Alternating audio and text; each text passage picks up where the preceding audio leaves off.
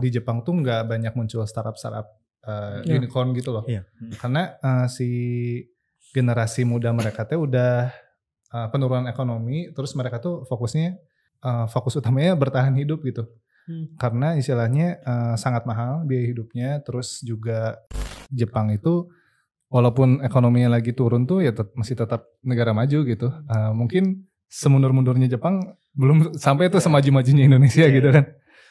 Jadi poinnya kalau Jepang itu yang saya lihat banyak hal yang unik. Banyak juga orang yang terpengaruh oleh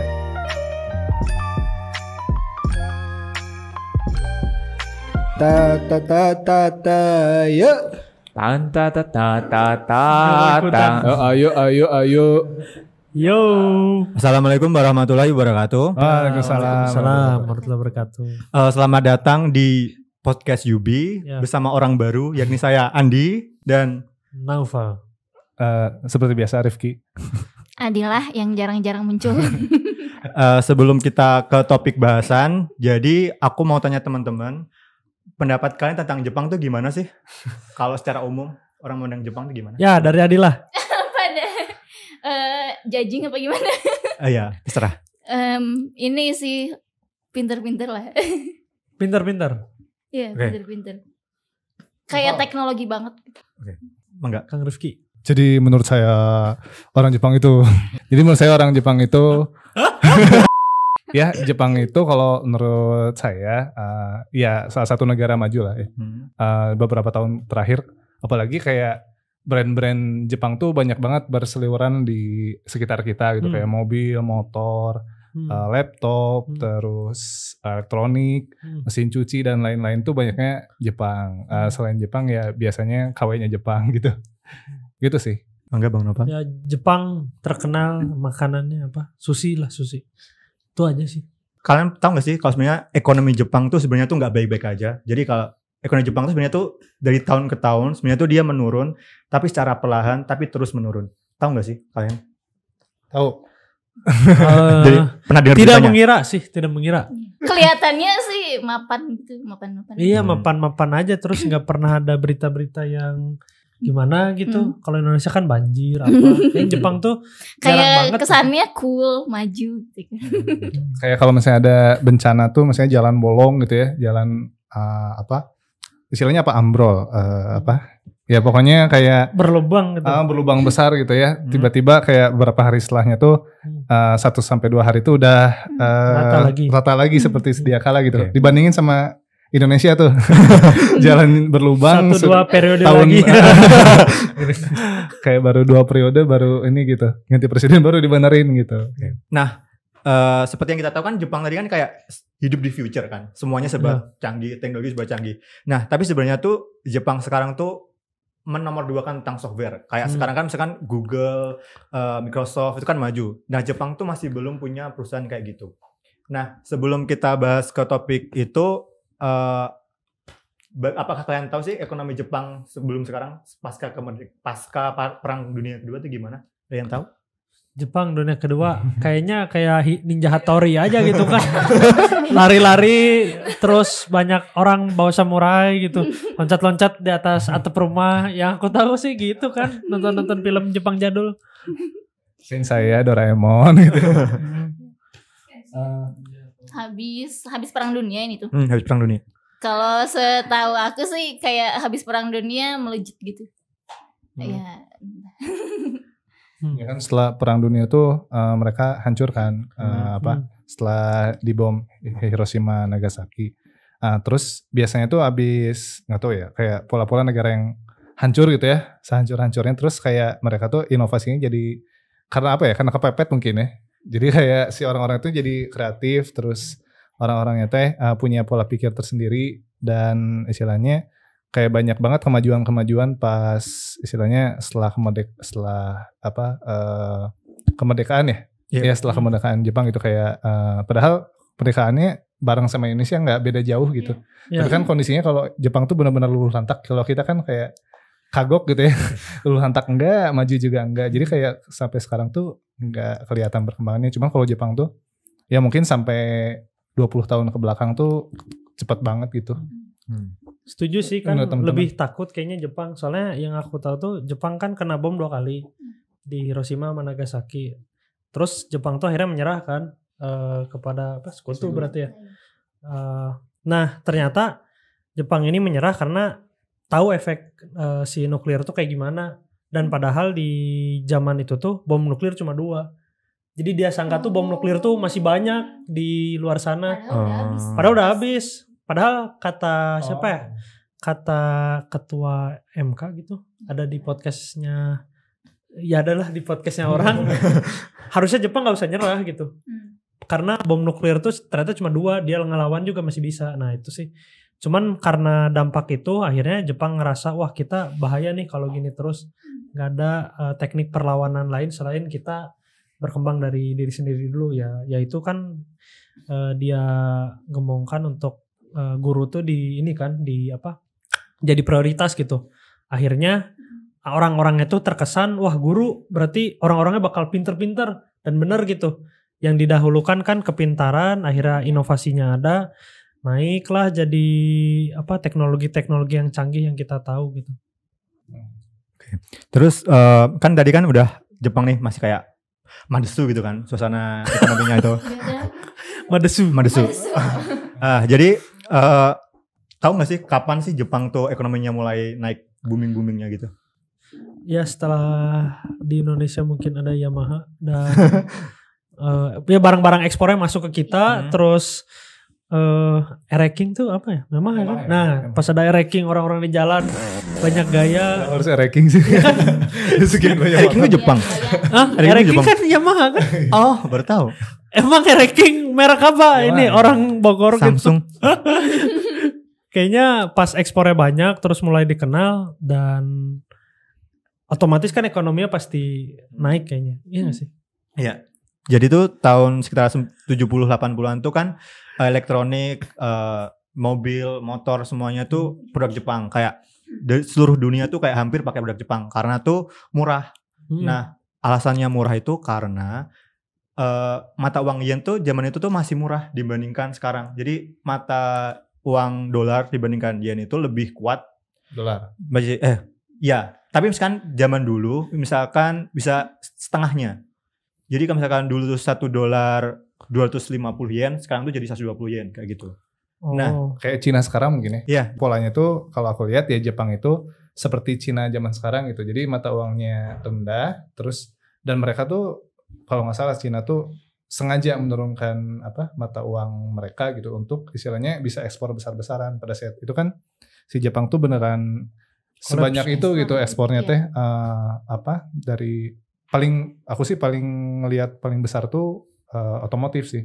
Bahkan berita yang kemarin aku dapat tuh Toyota tuh udah ngegeser GM sebagai pabrikan terbesar di Amerika gitu. Dan biasanya kan saingannya tuh sama Toyota sama VW, si pabrikan terbesar tuh.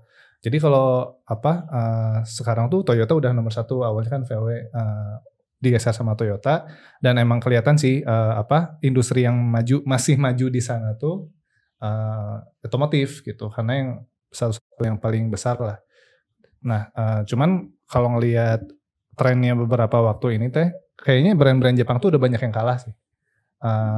Banyak yang istilahnya tergeser sama Cina. Dulu kan HP tuh dari Jepang tuh Sony, HP Sony, terus kayak Sharp ada, Toshiba juga kayak dulu kan Toshiba banyak tuh laptop Toshiba, terus TV Sharp, laptop Sony gitu. Bahkan dulu tuh Sony itu hampir dibeli sama sama Apple. Karena menurut Apple tuh si Sony itu paling ideal istilahnya setelah MacBook gitu ya, setelah Apple sendiri untuk menggunakan macOS gitu.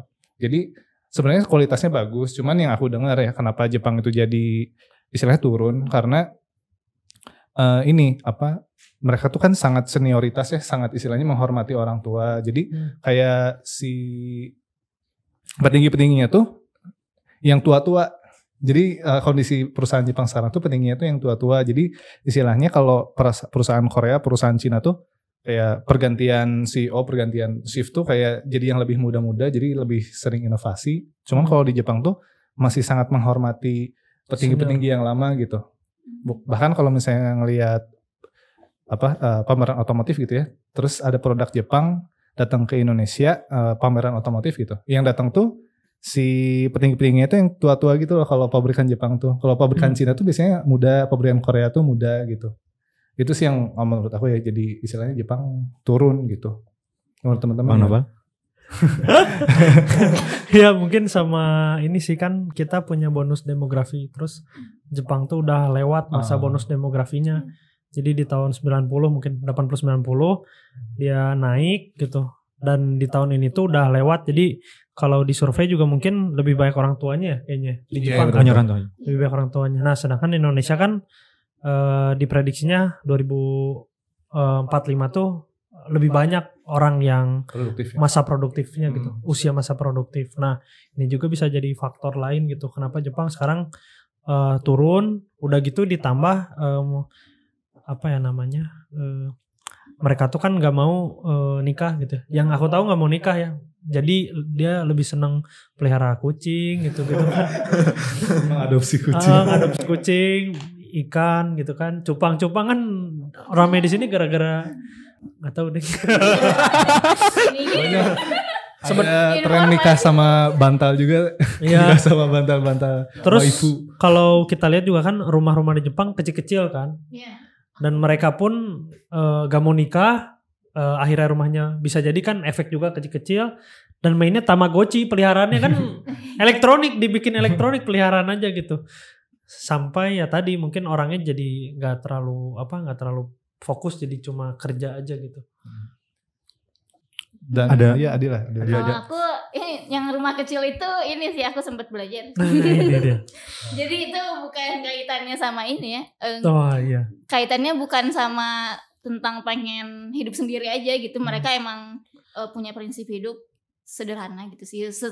Sepaham aku ya. Jadi kan di sana tuh bangunannya tuh rata-rata udah modular gitu. Jadi pasang apa sih, aku lupa nama si satuannya apa ya, pokoknya kalau lihat di Doraemon kan itu lantainya dindingnya tuh ini Lego kan, lah gitu ya. Iya gitu, kayak Lego gitu. Itu aku lupa ya nama satuan si bahannya apa gitu, cuma itu tuh ukurannya pun udah menyesuaikan sama standarisasi gitu. Standar dan kebutuhan orang Jepang. Dan kenapa pakai standar pakai standar ukuran kayak gitu, karena jadi biar efisien secara material. Jadi kalau udah satuannya kayak gitu untuk dinding, lantai kan jadi nggak bakal ada lantai dipotong kayak gitu loh. Kan kalau kita kan sekarang ini lantainya ukuran 40 kali ya. 60 ya. 60. Terus gipsumnya ini kayaknya beda lagi. Ini gipsumnya kita review aja gimana? Kita review aja. Bedah rumah bersama Adila. Ya ini plafonnya dia pakai ya pokoknya jadi ukurannya nih dia lantainya ada yang dipotong, dan ini aku yakin si ukuran plafonnya juga dia dipotong juga gitu sih. Jadi nggak sustain lah. Pada intinya mereka punya satuan sendiri yang bisa istilahnya mengefektifkan gitu ya. Mengoptimasi dan mungkin prinsip hidupnya tuh ke arah aku ngelihatnya ke arah ini sih. Jadi cenderung mengurangi resiko mungkin ya. Dan itu kalau nyambung sama tadi software sama hardware kayaknya tuh nyambungnya ke, kan kalau Jepang udah suksesnya di hardware nih, dan sekarang tuh industri banyak suksesnya ke arah software kan, Google dan lain-lain.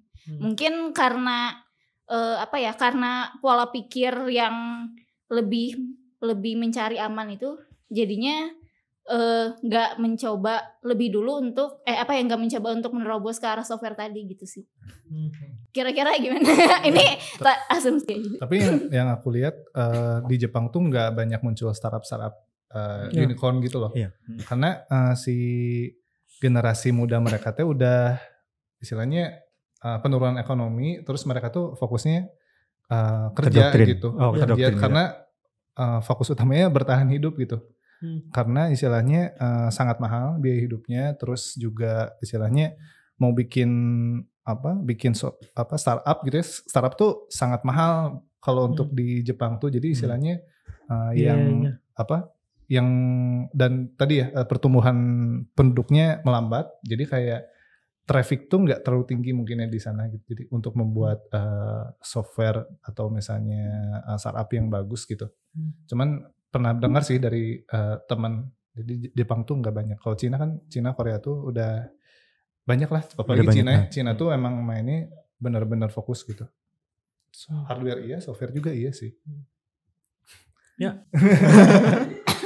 Nah, jadi aku sebenarnya mau nambahin sih. Kalau misalkan kenapa Jepang tuh sebelum kenapa kurang inovasi gitu kan. Jadi waktu itu kan Jepang kan bisa ekspor besar-besaran karena mata uang yen-nya tuh masih rendah. Nah, sekitar tahun 85-an tuh Amerika tuh merasa terancam gitu loh. Loh, produk kita kok tergeser sama Jepang. Nah, akhirnya tuh para konglomerat US Amerika itu mereka melobi ke Kongres atau pemerintahan biar produk dalam negerinya itu lebih aman. Nah, karena itulah waktu itu keputusannya adalah mata uang Amerika diturunkan dan mata uang Jepang itu dinaikkan. Jadi sebenarnya tuh udah ada perang dagang yang kuat kayak sekarang Cina sama Amerika sekarang. Tapi zaman dulu itu nggak tahu kenapa Jepang tuh mengalah gitu loh.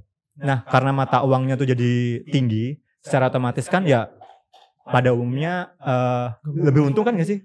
Kalau misalkan orang Jepang mau beli barang-barang di luar negeri kan berarti mereka lebih murah. Nah, tapi kelemahannya adalah Jepang ini adalah negara eksportir. Jadi jika mata uang yennya itu semakin kuat, misalkan nih bikin buku harganya 10.000, barangnya tetap 10.000.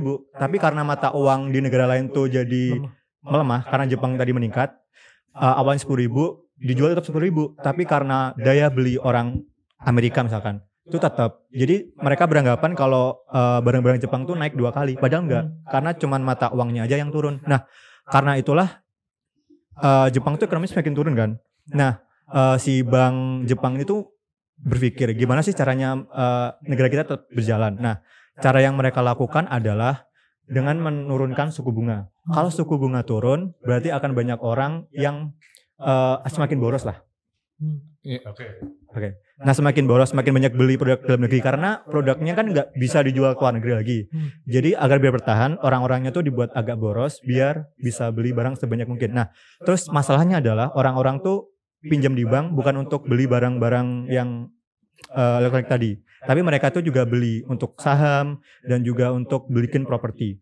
Nah, karena semakin banyak yang melakukan itu, harga saham dan properti itu jadi naik tajam.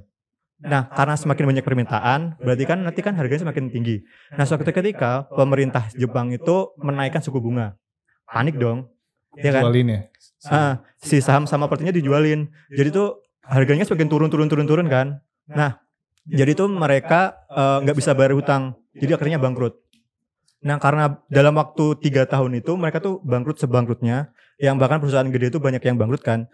Karena itulah masyarakat Jepang sekarang tuh jadi takut untuk investasi, untuk boros. Mereka tuh sangat hemat-hemat. Jadi perputaran uang di negaranya tuh nggak berkembang terus gitu loh. Jadi tetap stagnan gitu.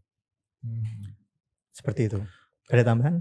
Berarti startup kita kan banyak diinvest tuh sama SoftBank. Asal negaranya Jepang. Itu kenapa mereka berani gitu ngainin startup ke luar negeri sih sebenarnya? Maksudnya kan padahal dia punya dana yang cukup besar untuk ngembangin startup dalam negerinya sendiri kan. Tapi lebih milih untuk invest yang di luar negeri. Di luar gitu. sana gitu. Mungkin karena itu ya, kalau di Cina tuh kan tenaga kerja murah ya.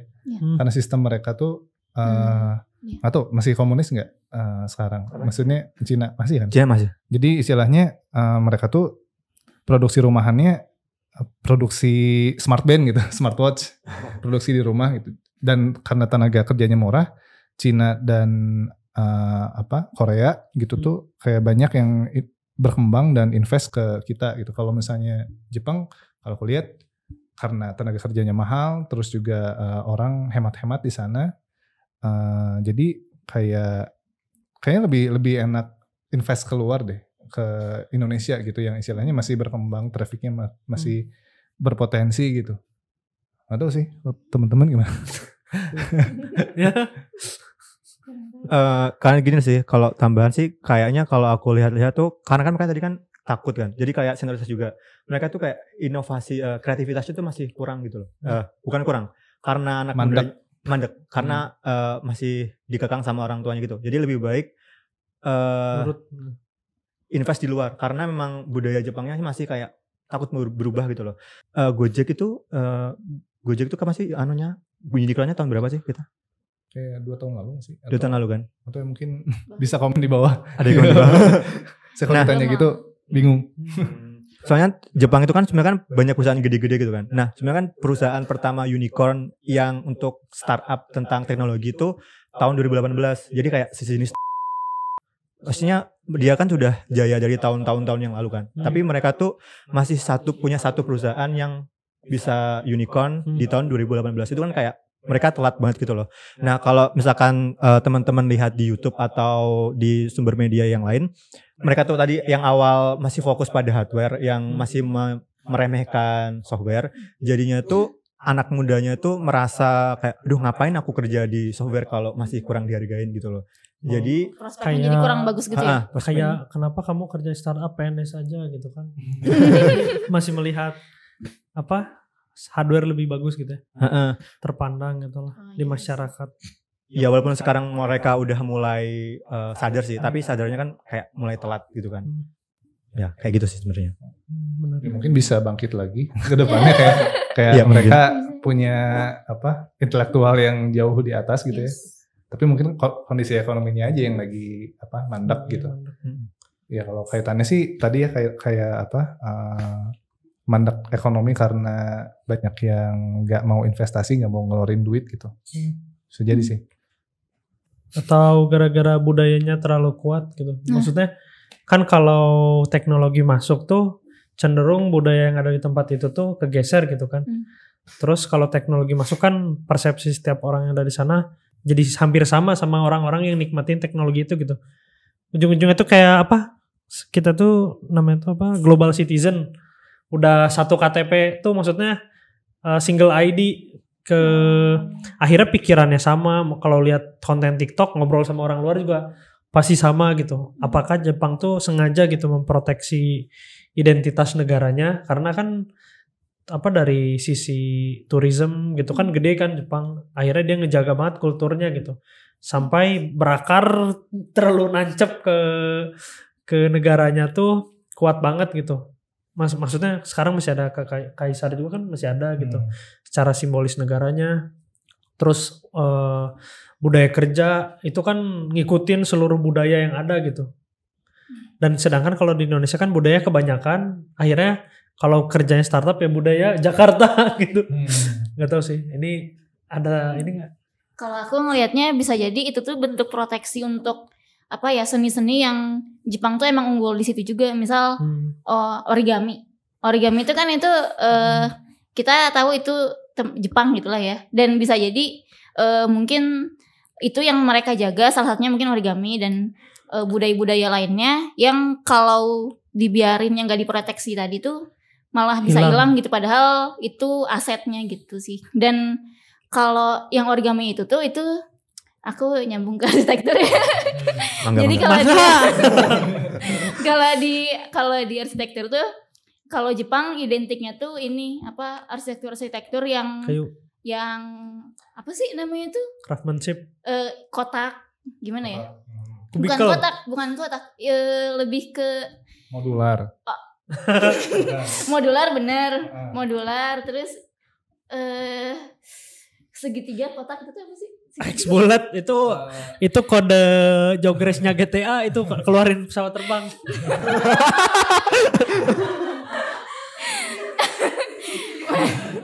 Iya deh, pokoknya yang bentuk-bentuk dasar dan mereka tuh bisa ngekolaborasiin itu dengan estetik, dengan gaya Jepang gitu lah. Gaya Jepang tuh ya itu kesannya tuh ya yang aku lupa istilahnya apa ya. Cuma jadi kalau misalnya tahu arsitektur yang dia banyak garis-garisnya terus kotak, jadi mengkombinasikan elemen-elemen kayak gitu, itu tuh elemen dasar kan? Iya, elemen-elemen dasar, dan tapi dari dasar itu bisa sampai kompleks dan jadinya bagus loh. Ya coba aja cari arsitek gitu. Jepang gitu tuh mereka ada stylenya sendiri gitu. Dan bisa jadi kalau aku ngelihatnya dengan tadi kalau nggak diprotek itu tuh bisa malah luntur gitu dan malah ngikutin gaya-gaya luar yang kelihatannya lebih keren padahal orang tuh ngelihat Jepang juga loh gitu dari sisi itunya, sisi seni dan ya sih setuju. Gitu. Tapi di beberapa hal ada kok kayak untuk memproteksi tenaga kerja di dalamnya tuh mereka kayak punya LinkedIn-nya sendiri. Aku lupa sih istilahnya. Jadi kayak mereka tuh punya istilahnya pasar tenaga kerja sendiri. Itu salah satu kemajuan softwarenya. Cuman kayak mereka manfaatin di internal mereka aja gitu, di Jepangnya sendiri gitu, nggak kayak besar kayak di luar gitu. Iya sih. Aku juga lihat kayaknya Jepang tuh fokusnya ke tadi balik lagi ke craftsmanship. Iya. Jadi dia tuh spesialisasi bikin produk yang sangat sangat keren gitu. Contohnya dulu tuh aku nonton video di YouTube tuh ada pisau bonsai. Jadi buat motong tanaman bonsai harganya ada yang 200.000 sampai 200 juta gitu. Akhirnya juga kalau kita tuh ke tukang cukur di Bandung tuh Asgar Bandung atau barbershop tuh lihat guntingnya, ada guntingnya Hair Nuts, salah satu studio cukur lah yang terkenal di Jakarta tuh. Dia pakai dia pakai gunting dari Jepang. Harganya 15 juta itu gunting nyukur doang gitu. Kan kalau kita mikirnya apa sih? Cuman durability-nya memang tinggi banget gitu. Dan akhirnya ngebekas banget kan kalau produk-produk fisik buatan Jepang kalau kita gali terus tuh wah harganya bisa luar biasa gitu.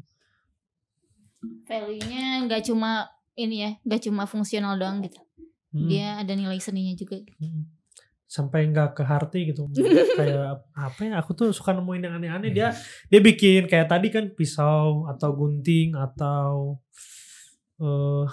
kuas lukis. Jadi kuas lukis tuh ada yang murah kan kalau kita beli di Faber-Castell ada kuasnya gitu kan murah gitu. Di Jepang tuh kuas lukis khusus buat tuh bisa ratusan juta. Si ininya dari si bulu-bulu misalkan dari giginya ikan paus atau gitu-gitulah. Sampai dia tuh terlalu ngulik jadinya. Tapi keren sih maksudnya. Ya, dari pembicaraan hari ini apa sih poin yang kita dapat, pembelajaran misalkan yang kita terapkan dalam bisnis yang kayak kenapa Jepang turun, ekonominya turun, terus hal apa yang bisa kita terapkan dalam bisnis kita biar bisnis kita tetap berkembang? Pertama sih berarti kalau aku kalau masih muda ya kerja keras kayak orang Jepang gitu. Ya buktinya dia pernah ada di titik negara maju yang benar-benar memimpin gitulah di industrinya gitu.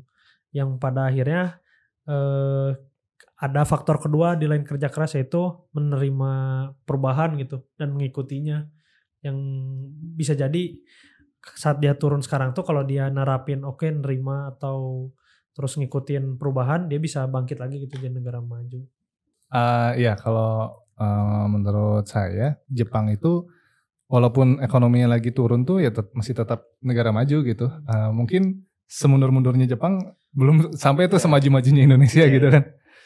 Jadi poinnya kalau Jepang itu yang saya lihat banyak hal yang unik, banyak istilahnya, dan istilahnya kayak banyak juga orang yang terpengaruh oleh influence Jepang gitu, istilahnya budaya, musik gitu, anime, dan istilahnya mereka punya kekuatan di berbagai sektor yang mungkin sektor yang yang lagi booming sekarang mereka nggak di situ gitu, kayak startup tuh nggak lahir dari situ, cuman kayak anime, musik, terus tadi ya craftsmanship, terus desain tuh masih Jepang salah satu yang terbaik gitu. Jadi kalau menurut saya yang bisa diterapin ya fokus ke kelebihan kita apa gitu. Fokus ke misalnya uniqueness yang kita punya apa, bisnis yang bisa istilahnya yang bisa kita lakukan tapi nggak bisa orang lain lakukan, nah itu yang kita kembangkan gitu.